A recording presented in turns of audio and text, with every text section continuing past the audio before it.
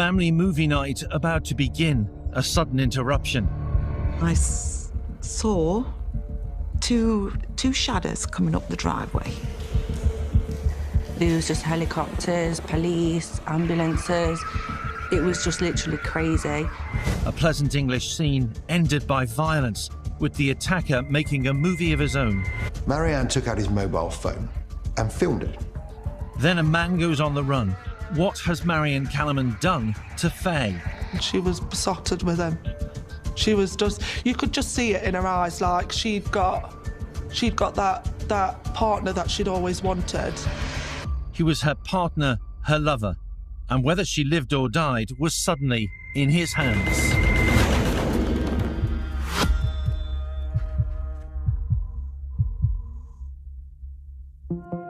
Faye Williams, a young woman with a lot going for her and a lot of friends who shared the same view of Faye. She was stunning, but she didn't know it. She never looked at herself and thought, look at me. And she would always say how beautiful her friends looked. She was really, really pretty. She was beautiful. She had a beautiful soul and a beautiful appearance. She was lovely. A character too. We always used to call her No Filter Faye because she just comes out with things that just roll off the tongue. And she was just so funny with it. Even she wouldn't even know what she was going to say. It just rolled out. Sometimes, to the wrong people, but she never meant any harm by it. She was just so fun. We called her Fairy. Fairy Faye, because Faye in Latin means fairy. So we also had another one as well for her, which was Firecracker. So, but yes, she was rolled into one. She was that fairy firecracker. Faye's mum, Stella. We came as a package. You know, this is me, this is my mum. And we was more like sisters, you know, and we'd go out, and I'm a lot older, obviously, but they'd say, yeah, it's not mum and daughter, it's sisters, you know, and that's how our relationship was. By 23, Faye had become a mother of 2 young girls and worked hard to support her family. She became a trainee hairdresser, and she would work in the salon weekends and, you know, learn the trade.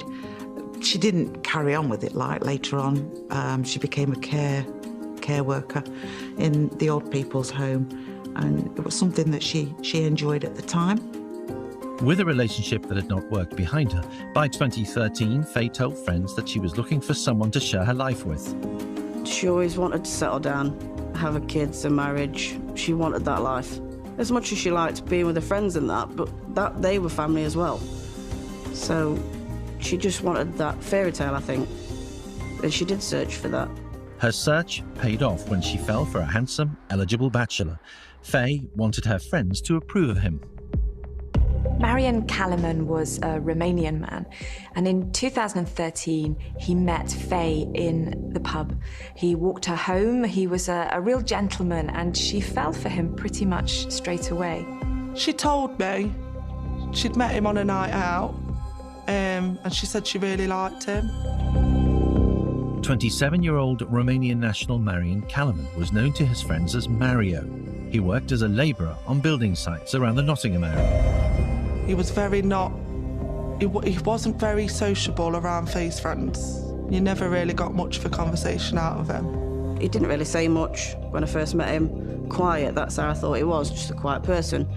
Maybe it was because he had a different language, I don't know. So I just thought it seems all right. There was barriers, like you could get a hi and bye out of him and are you okay and stuff like that, but that was as little as what it was. Even if he could speak fluent English, it was just short. When you look at the beginning of their relationship, there was a communication issue. There was a language barrier. Marianne's language was improving, getting better and better, I guess, every day. And one of the best ways to learn a language is to be in a relationship with somebody and to converse with them. But from the very, very beginning, Faye was sort of projecting something onto this that maybe wasn't there. She was desperate for a relationship that worked. She'd come through one that hadn't. She was desperate for a successful relationship. Friends became aware that the relationship showed what they hoped were teething troubles. See, it was very up and down. At the beginning of their relationship, they obviously had a few issues, but then she put a good front on to make everything seem perfect. She was good at that. When you first get with people, you've got exes and things like that. It can be very turbulent anyway. But I do know that she told me he was involved with his ex and she found messages and things like that. And I think she was just always worried that he was going to go back there. The fact that there was a bit of a problem in terms of his emotional ties to his ex-girlfriend or some sort of connection to his ex-girlfriend, it's not the ideal start to a new relationship, especially the relationship that Faye wanted this to be, to have one of the people in that relationship still in some way connected to the person that mattered to them in the past. It was not Marianne's material success that attracted Faye to him. Marianne, at that point, was living in effectively a squat. But Faye stuck at it. She wanted love in her life. She was desperate for a relationship that worked. She'd come through one that hadn't. She was desperate for a successful relationship. She was kind of looking for a father for her children. And therefore, anything that Marianne did that wasn't negative was taken to be an enormous positive. After they'd been together for a few months, Faye wanted her mum, Stella, to meet this new man in her life. If mother really does know best, Faye had a job on her hands. I didn't want to meet him. You know, apparently there'd been some arguments at a flat where he was bunking down with his friends, and there must have been about 8 people in this small flat, and there was sleeping on the mattresses and things. And I'm thinking, well, that's not something I want my daughter to be associated with. Whether they were paying rent or not, the conditions in which they were living certainly weren't legal, because he was living in a small property with a couple of rooms with a whole lot of other Romanians, what one assumes, like him, Romanian builders, Romanian labourers. So he was living in a sort of situation that I'm sure was the kind of thing he wanted to get out of. So I kept my distance and I was making excuses. I'm busy, I'm working, and she'd say, we're having a barbecue, can you come round? And I'm on night shift, I can't do it. So I got out of it, you know, pretty well. Stella wasn't quite as keen on Kaliman as her daughter was. She felt that perhaps he was a little too good to be true, worried that he was going to take advantage of her daughter, who had a really good nature and perhaps saw the best in everybody. But I couldn't turn and say to her, you're not seeing him, because if I did, she would have gone the opposite way and done it anyway. Faye was in a different scenario. She was an attractive proposition to Marianne, not just as an attractive woman, but as a woman of substance, a woman who had things around her. She had assets, she had a family. She was besotted with him. She was just, you could just see it in her eyes, like she'd got that partner that she'd always wanted, and he wasn't too much, and she wasn't too much for him. And you could just see the connection between them. There was a connection between them. She did love him. She wanted the fairy tale, and she tried to have that fairy tale. It had not worked, but she was still looking for that fairy tale. And Marianne offered it to her. Faye's mum, Stella, felt she had to get behind her daughter's chosen man. There was talking about, you know, taking things further, and I thought, well, I better meet him. He made a huge, huge effort with her family, made an enormous effort with her mother. So they had this barbecue, and I went round and I met him. And he was nothing what I expected, you know, and I thought, well, if it's going to be serious, I need to now step up my game and be there. He would be the wonderful prospective son-in-law. I went round, we had a good night. He was very polite, very, well, charming, really. Nothing was too much problem, you know, too much trouble for me. He kissed me on the cheek and, hello, how are you? Yeah, it was very, very pleasant, and he made it his mission to make me like him. He'd bring chocolates, he'd bring flowers, and I thought, oh, that's quite nice. Chocolates and flowers for a lady, it's, you know, very nice. And that's how he got his feet under the table, so to speak. And then he'd do like little odd jobs for us, and he tiled my kitchen when I had a new fitted kitchen. He did all the tiling, and he was good with construction, so he did laminate flooring. He painted for me, you know, and I'd say, "Oh, let me give you something." "Oh, no, this is fine." But what is interesting is he made no such effort with her friends. He wouldn't go to any of their events that they organised together. He'd reject invitations. He made no effort at all with her friends. But Faye would not be put off, and she did make an effort, determined to make a go of it with Marion Calaman. What price would she pay? From 2015 onwards, things seemed to deteriorate. She told me that he'd hit her once. She kept everything very quiet, apart from a bruise that I found, you know, on her chest area. She said she'd walked into a cupboard. Was Marion Calaman a Prince Charming or a killer in the making? 2016, he got drunk and took her by the hair and threw her down the stairs. I mean, this was escalating quickly.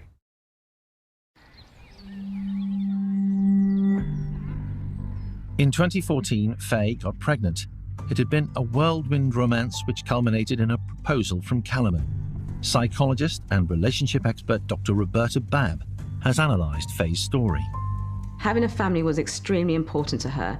She'd met Marion, they'd come together, they had a child together, and for her, she felt her life was coming together. She was really working towards having the family, the life that she always wanted, one that was of her dreams. In 2015, the couple married.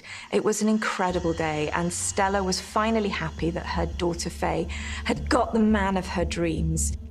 She was a lace dress, very, very flattering, beautiful hairstyle. Makeup was done, and it was the first time that she'd been and had her hair done professionally. Updos, as you call them, and her makeup and her nails. She'd had her nails done before, but the makeup part of it was the first time that she'd really, you know, planned something for her. So she took, you know, pleasure on the day and time to, when she looked beautiful. A magical moment in Faye's life, but friends noticed that the behaviour of the Prince Charming in her life changed. Her phone would never stop going. When she walked in once, she picked up her phone and she had to FaceTime him to prove that she was in our house and not elsewhere. From 2015 onwards, things seemed to deteriorate, and really the deterioration occurred when they had their first child. Now, you've got to wonder why it was that Marianne was so keen on having the first child, or having a child, in this relationship. There are already two children. Of course, they're not his, but there are two stepchildren there. Now, we know why Faye was so keen to have the child, because Faye was desperate for the idyllic family life. That was what she lived for. For Marianne, you have to wonder, perhaps, was this the final tie he needed? Was this the final knot on the relationship, the final way of saying, "I've got you now. You can't walk away"? Was that why he was so keen? Faye's fairy tale had been short-lived. It didn't come to light at first. It was just snippets of things. It wasn't the whole package straight away. It was, he'd control her over how many smokes that she'd had. So they'd visit and she'd say, "I'm just going to go out for a smoke. Can I have a smoke?" "Oh, no, you've had enough." You know, and she's, "Well, they're mine. I bought them." "No, you're not having one." And I didn't like that. All of her friends suddenly had a story to tell. Mario was walking down the street and she pulled over and she says, "I'm just nipping out." And he says, "What about my dinner?" And she was like, "You'll have to sort yourself out because I'm going out." And he said something in Romanian. She knew what it was, and he spat in her face. And you can imagine the shock of that. If you see that, a man doing that to a woman, a man doing that to a man even, but a man doing that to a woman, and a woman he loves. She literally leant over to in front of me into the glove box, grabbed some tissues, wiped her face, wound her window up, and we drove off, and it was like nothing had happened. And then I was like, what, why has he just done that? And she was just like, "Oh, let's just forget it. Let's just enjoy our night out." And it just got brushed under the carpet. This isn't uncommon when we see people who have been victims of domestic violence. There's a real sense of shame that this can be happening to someone. And then that's just the start. He'd hit her and blacked her eye. There was an occasion where she turned up with a large foot bruise, very, very, very visible on her body. She said she'd walked into a cupboard, didn't know really a lot. She kept that away from me, which, now looking at it, if she was here now, I would be saying, you don't do that. And then in 2016, so only a year after they married, 2016, he got drunk and took her by the hair and threw her down the stairs. I mean, this was escalating quickly. But Faye would not complain. She'd always try and see a reason behind it. So, like, if, I don't know, if they fell out, she'd say, oh, yeah, but I done that. Do you know, she would make an excuse up to cover up something that he has done. And no matter how many times you say to someone, no, it's not, they don't see that. You don't see it yourself, so. But yeah, she did used to blame herself a lot. Her light had just been dimmed. She had lost so much weight. She wasn't very big in the first place, but you could tell she was drawn, she wasn't herself. She was very quiet. She didn't really want to come and visit, you know, but in the other hand she did, but she was like trying to fight it, and I knew something was wrong. Faye appeared not to see the danger she was in, kept what was happening from her mum.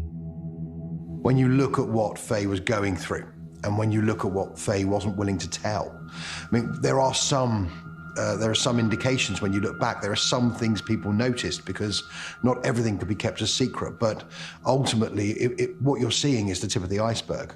Well, I mean, you're seeing the stuff she can't hide, so what is she hiding? She's willing to hide all of this different abuse that she's suffering. She's willing to hide the injuries. God knows what kind of emotional abuse, what kind of psychological abuse that she's not disclosing. When someone is in a domestically violent relationship, it's really, really difficult to leave. The incidents can be really, really damaging, they can be really, really violent, but ultimately, the person believes their partner can change. This cycle of violence, forgiveness, coming back is actually quite common. It can be really difficult to leave a violent relationship.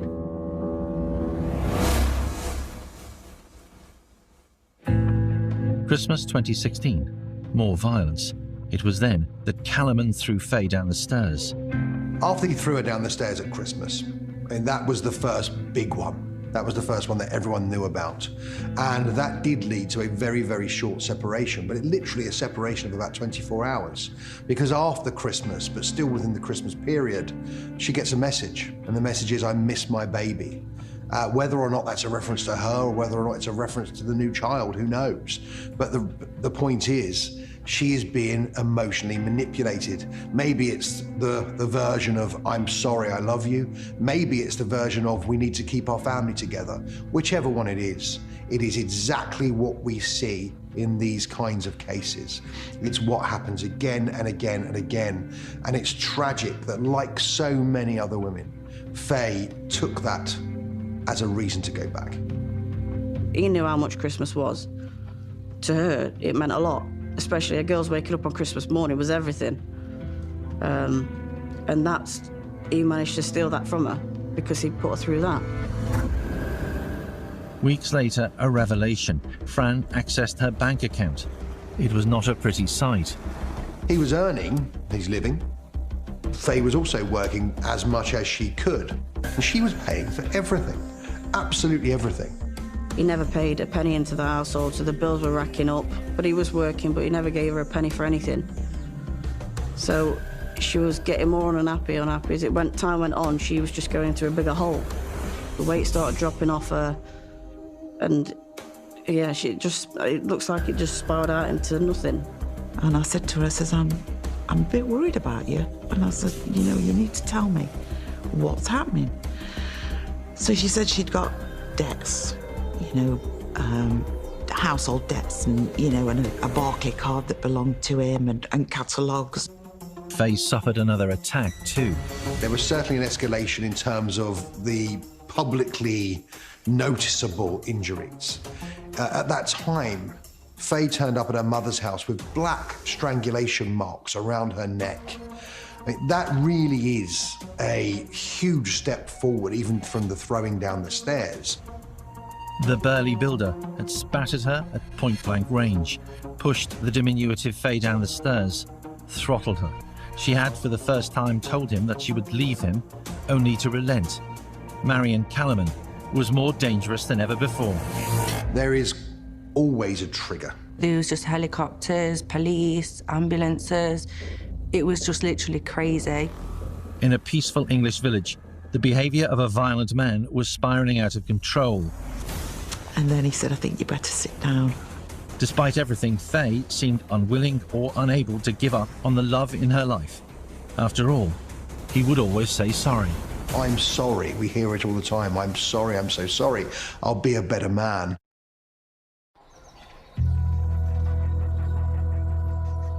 After 2 years of Marion Calaman's abusive behaviour, Faye decided she could put up with him no longer and told him to leave the couple's shared home. They split up, but Faye used to always come to ours. Every weekend she'd be there. She always used to come over while he was still there, because again, she's not the type of person to just kick someone on the knees. She wouldn't leave you like that. So she tried to give him time to sort something out. Faye did, though, appear much happier. Following the split in March 2018, Faye kind of got her life together. She got a job in telesales and was, by all accounts, doing actually quite well.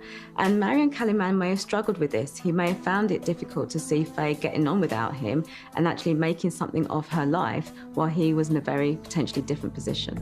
It seemed that she was going to take her children and build a new life for herself. She went and got herself a new job, a better paying job. It was her dream job. She was really loving it. And it gave her that bit of a future, do you know, and a sense of independence. Yeah, she really did enjoy it. She flourished. We went out for a few drinks with friends. It was actually a really good night, to be fair. But it was nice to have her for one night. She turned her phone off, that was it. And she enjoyed herself. She didn't have that pressure on her back. I noticed changing her because she was coming out a lot more. I'd see her, she'd be with other friends, start socialising more, and I thought, and got this new job. I thought, do you know what, she's doing really well. I'm really, really happy for her. Well, we know that Marion Calaman wasn't overly happy with Faye moving on, and he made it extremely difficult for her at times. In fact, Calaman was far from out of Faye's life, bombarding her with messages. So we all went around for the Grand National. She came round. She was very quiet that day. Like, she's not a quiet person. So, but again, that's when he'd been sending her messages. The things he must have been saying, they just got to her. And she didn't really say much all night. And normally she'd tell me, we'd confide in each other with everything. But she didn't say anything. And now I look back, there's obviously more to that, and I just didn't pick up on it. I didn't realise that he was, like, pestering her as such. So she was really, really going through it, but she just put a brave face on all the time. He couldn't let it go. He couldn't let her go. 6 weeks after Faye Calaman had split from the abusive Marion, her mother Stella, unaware of the extent of her daughter's ordeal, wanted to encourage the couple to remain friends. She didn't tell me everything what was going off, you see, so I was still under the illusion and under his charm. A big event was coming up, which Stella thought offered an opportunity. My big birthday was, 5th of May. We was going to fly out to Fuerteventura, and there was going to be me and my partner. There was going to be Faye, Mario, and the 3 girls. Although they'd split up by that time, he was still, part of it. And I said, would he still like to come? He said yes. So he was, still down to come. And I thought, well, at least if we get away, it's beautiful in Fuerteventura, it's sunny, they can go for a walk on the beach, I can have the girls, they can have a romantic meal, whatever they like, and try and reconcile everything. Whilst Stella focused on the holiday, Faye struggled to balance her work commitments with childcare. Marion made it quite difficult for Faye Calliman to actually continue to do the things she wanted to. He would often say that he wouldn't look after their daughter unless she got back with him, which put her in a very difficult position in terms of managing her new job and also the demands of childcare.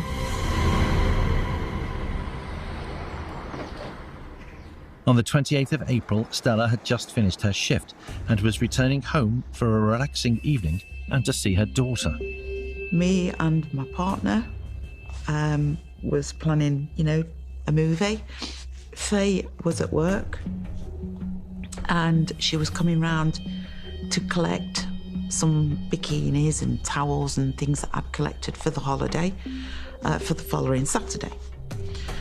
And she was a little bit agitated when she came round. She finished at 6 o'clock and I'd rung her and I said, "Are you still coming?" Yeah, I'm on my way.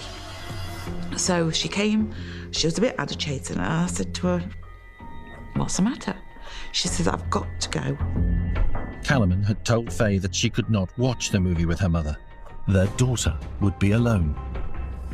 He's got the little one, and he's threatened to leave her in the house on her own. I said, "Right, okay." So I gave her the bags of things. She kissed me, hugged me, "See you later, love you lots," then got in the car. 6:30 that April evening. The 28th was a Saturday. Cold for the time of the year, skies were cloudy. Faye returned to her home to care for her daughter. Sometime over the next hour, Marion messaged her. He would not be able to help with childcare the next day. Marianne had made things extremely difficult in terms of childcare, which again just really does show, doesn't it, an ongoing emotional abuse or emotional manipulation, because what he's trying to do there very clearly by this point is prevent her from being able to make this better life for herself. Because if she has a better life for herself, she may look back and think, "What the hell was I doing?" So he tries to prevent that, but still her mother steps in, the family help. Just settling down, and she rings about 7:30, and she said, "Mum is threatening now not to have the little one tomorrow while I go to work," 'cause she was on the weekend. So I said, "Right, okay, I have her on a Monday anyway. By all means, bring her here and I'll have her." "Are you sure?" "Yeah, of course, I'll have her." So she must have spoken to him on the phone and said, "Don't worry, Mum will have it tomorrow." But the very fact that Faye had handled the situation, supported by family, was a key moment in what would happen next. There is always a trigger. There always has to be. And so in a situation where, for example, Faye has found this new job, she is standing her ground, she's fighting over childcare, she's got the support of her family, she's no longer being as isolated as she was. And we know that Faye was also reconnecting with her friends. She was going out again, the people that she'd been kept from by her abuser. Her former lover was enraged. He went round to Faye's home. That night was the last night of Faye's life. Calliman subjected her to a terrifying and horrific attack. A particularly horrible aspect of this case is the fact that when he started the final assault on Faye, Marianne took out his mobile phone and filmed it. Calliman filmed himself intimidating Faye Calliman before he actually attacked her. And this is quite a calculated and thoughtful move, which really I think speaks to the sadism and the control and the power he was trying to exert over Faye in this moment of extreme vulnerability for her. Very, very clearly, the first few minutes of the assault are all captured very, very clearly on film, where he is standing over her with her cowering on the floor. I mean, it's incredibly difficult to watch. It's something that is not unique, but is very, very unusual. The footage shows him brandishing a kitchen knife at her, threatening to kill her while she begs for her life. He was saying he was going to kill her. Perhaps what that really was his way of saying, you know what, you've taken the power. You think you've taken the power. You've asserted yourself. Well, I'm going to show you where the power really lies. Because when you see the things he was shouting at her and the manner in which he was effectively torturing her and doing some of it in front of their 2-year-old child, and the terrible thing, amongst many terrible things, is that when this was all done and dusted, and when they were speaking to the 2-year-old girl, she was saying that, well, Daddy had hit Mummy in the head. She'd seen some of this, and perhaps that was intentional. Perhaps it was, I'm going to put you in your place. I'm going to show you where the power lies, and I'm going to do it in front of the children so they know too, you will not have power over me. Just before midnight, Faye's mum received a visitor to say her daughter had been attacked. You know, she'll be wanting me, she'll be needing me. And, you know, he said, no, I'm very sorry. I can't, you know, she's not at the hospital, she's still at home. So I'm like, well, I need to get to her then. I can drive. He had to, like, stop me from going up the stairs to get dressed, you know, and then he said, I think you better sit down. Just after 10 p.m. on Saturday evening of April 28, 2018, Marion Calaman stabbed Faye with a kitchen knife whilst filming the scene on his phone. A little later, he switched off the record mode to make a call.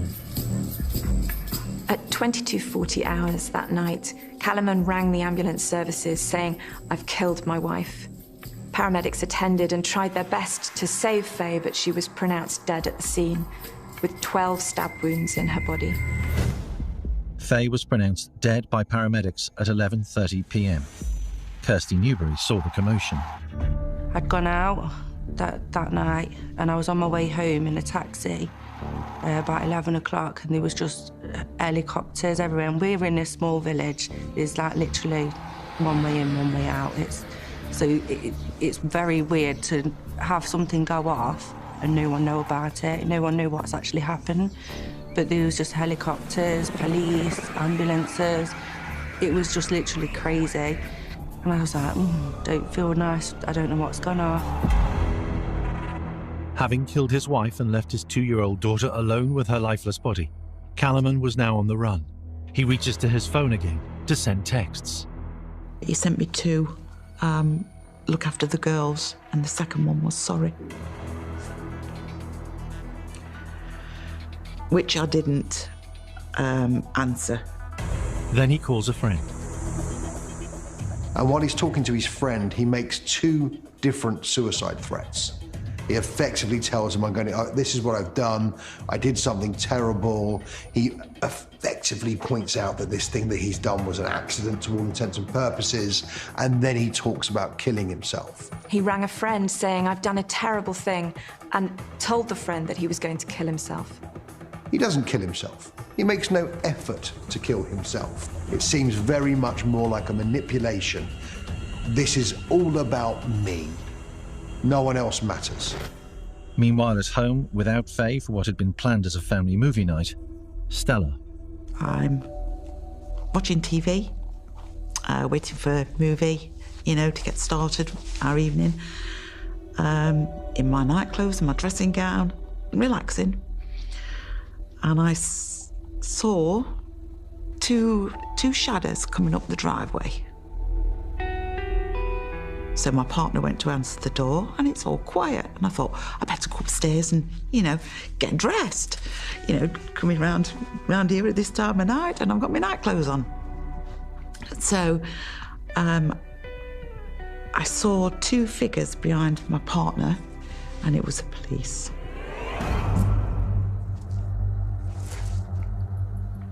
He asked me my name and have I got a daughter called Faye? And I said yes. And he said, I've got some really bad news for you. I'm so sorry to tell you that there's been a fatal incident where Faye has been injured, and it was fatal. And he had to tell me 3 times because I was like, let me get dressed, You know, is she okay? Is she in the hospital? Is she asking for me? Can you take me to her? Do I need, you know? And I just didn't take it in. It just wasn't registering that it was fatal. Stella was told that Faye had been stabbed 12 times and died of a fatal wound to the heart. It was information she could not process. You know, she'll be wanting me, she'll be needing me. And, you know, he said, no, I'm very sorry.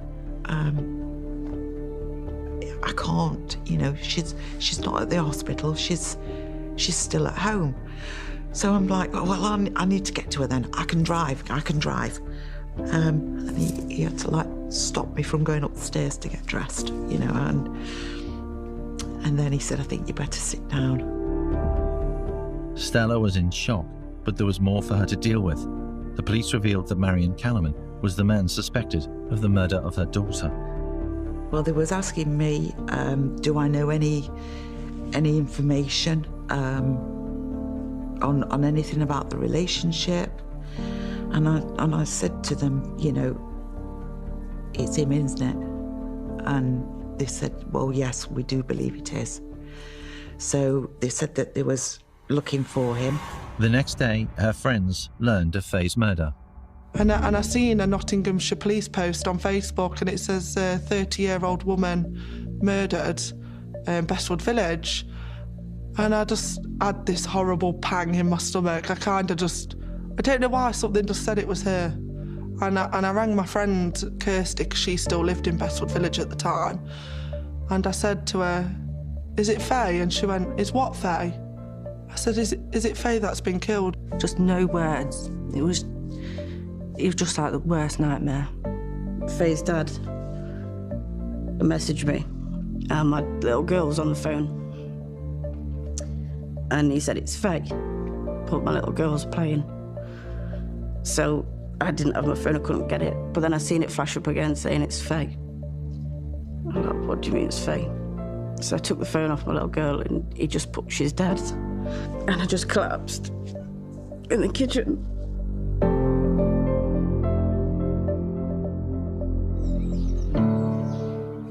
On the day the entire family had been due to fly away for a holiday, reality began to sink in. Stella performed a necessary duty. On the Monday, so 2 days later. So I had to identify the body. Well, instead of us all getting on a plane, I spent the morning in the mortuary at her bedside. September 2018 at Nottingham Crown Court, and the day of the trial for the murder of Faye Calaman had arrived. We were still quite in the dark about what he'd actually done. We knew he'd stabbed her, but we didn't know to the extent of what he'd actually done. Any thoughts that Calaman would plead guilty and so ensure a short ordeal for Faye's loved ones and friends was soon dispelled. When we went to court for him to do his plea, he appeared via video link, so we was all in the courtroom, we were sat waiting for him to appear via video link, and the screen came on and he was automatically, his face was there, and he didn't realise that he was live in court, and he was laughing with one of the prison guards. Yeah. And when he pleaded not guilty, he just looked smug. You can't even explain the feeling, like you've took a daughter away from her mother, a child has been motherless now through your actions. Why would you want to go to trial and put them through everything? Calaman's defence was that he was not in control of his actions when he had stabbed Faye. The difference in law is crucial. An intention to kill or seriously harm which leads to a death means murder and a life in prison. Being out of control suggests no intention, which can lead to a manslaughter verdict and a considerably shorter sentence. A jury would have to consider the decision taken by Calaman to record his attack on his mobile phone. This is something you have to wonder why anyone would choose to do this. The one effect I think it does have is it undermines any suggestion from Marianne that this killing, that this murder was a loss of control. Because if he'd lost control, in what world is he reaching into his pocket, taking out his phone, typing in his PIN or whatever pattern it might take to open up the security lock, going to camera, switching to video rather than photo, and then starting recording? A film Stella felt she had to watch to experience the final moments of her daughter's life. I knew what the video would look like, but seeing it and hearing it, you just don't understand, you know, the feelings that run through you. And I saw exactly where the knife was positioned, the phone. The only thing I didn't know was what she was wearing and what she would be saying. I hadn't taken that into account, but I knew exactly where she would be sitting, in her chair. But to see the footage, it's crippling. You know, and never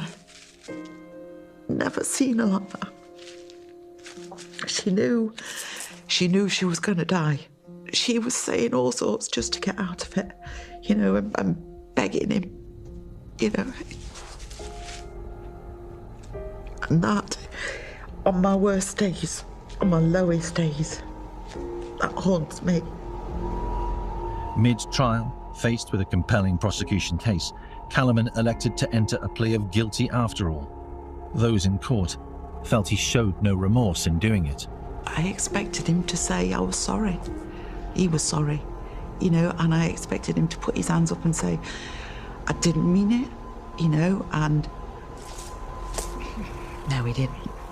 He didn't even look at me.